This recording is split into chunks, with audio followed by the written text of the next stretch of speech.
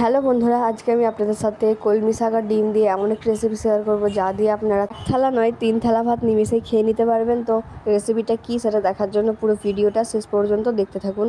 তো প্রথমে দেখুন, আমি একটু পাতাওয়ালা কলমি শাকটা নিয়েছি, কিন্তু আমি এর যে নিচের দিকে যে এক্সট্রা পাতাগুলো থাকে ওগুলোকে আমি কেটে প্রথমে বাদ দিয়ে দেবো।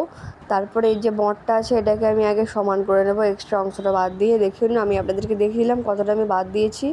এবারে আমি আপনাদেরকে দেখুন হাফ হাফ করে এগুলোকে আমাদেরকে মানে মিডিয়াম সাইজ করে কুচি করতে হবে।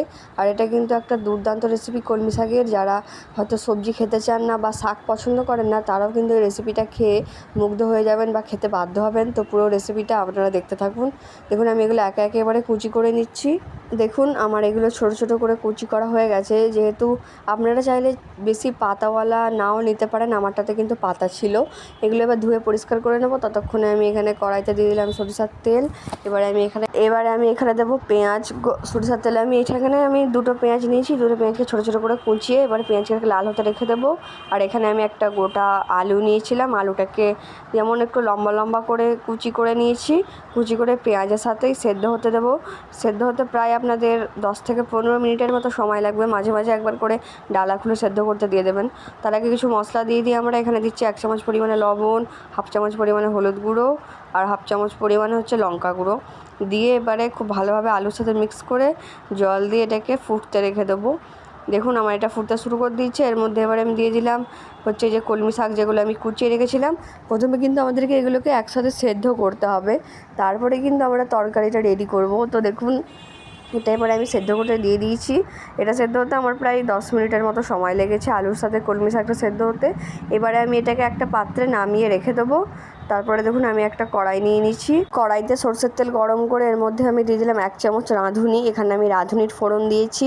রাঁধুনিটা দিয়ে এবার এখানে দেবো আমি দুটো শুকনো লঙ্কা ছিঁড়ে দিয়েছিলাম। এরপরে এখানে দিলাম আমি এবারে রসুনগুলোকে আমি একটু থেঁতলে নিয়েছিলাম, থেঁতলে দিয়ে দিলাম। দিয়ে এবারে ভালোভাবে আমাদেরকে লাল লাল করে এটাকে ভাজতে হবে রাঁধুনির সাথে। রাঁধুনির ফোড়নটা দিলে কিন্তু অসম্ভব সুন্দর একটা গন্ধ আসে।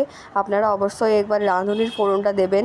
এরপর এখানে দিয়ে দিলাম আর একটু কোচানো পেঁয়াজ আর এখানে 3-4টে চেরা কাঁচা লঙ্কা। যেহেতু আমি ঝাল খেতে ভালোবাসি, তো তার জন্য আপনারা ঝালের পরিমাণটা কম বেশি করে নেবেন। এরপরে দেখুন, খুব ভালোভাবে ওপর নিচে নেড়ে চেড়ে এবারে আমি এখানে দিয়ে দেবো যে সেদ্ধ করা শাকটা, ওটা আমি দিয়ে দিচ্ছি।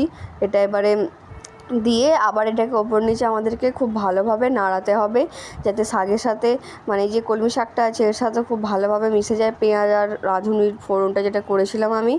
দিয়ে এর মধ্যে আমি এবারে যে আগে ডিমটা দেখে রেখেছিলাম ওটা আমি অফ ক্যামেরায় ছোটো ছোটো করে ঝুড়ি ঝুড়ি করে ভেজে নিয়েছি। ভেজে এবারে ওর সাথে মিক্স করে দিলাম। মিক্স করে নেড়ে নিতে হবে। আর এর মধ্যে কিন্তু এই ভাজা জিরে গুঁড়োটা কিন্তু মাস্ট, এটা না দিলে কিন্তু স্বাদ আসবে না। তো আপনারা এটা অবশ্যই দেওয়ার চেষ্টা করবেন।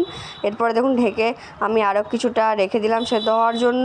তারপরে আমি আবার জিরে গুঁড়োটার সাথে খুব ভালোভাবে ওপর নিচে করে মাখিয়ে নিলাম। এবারে আমি একটা প্লেটে পরিবেশন করে নেব। আর এই তরকারিটা যদি আপনারা একবার টেস্ট করেন তো দেখবেন আপনাদের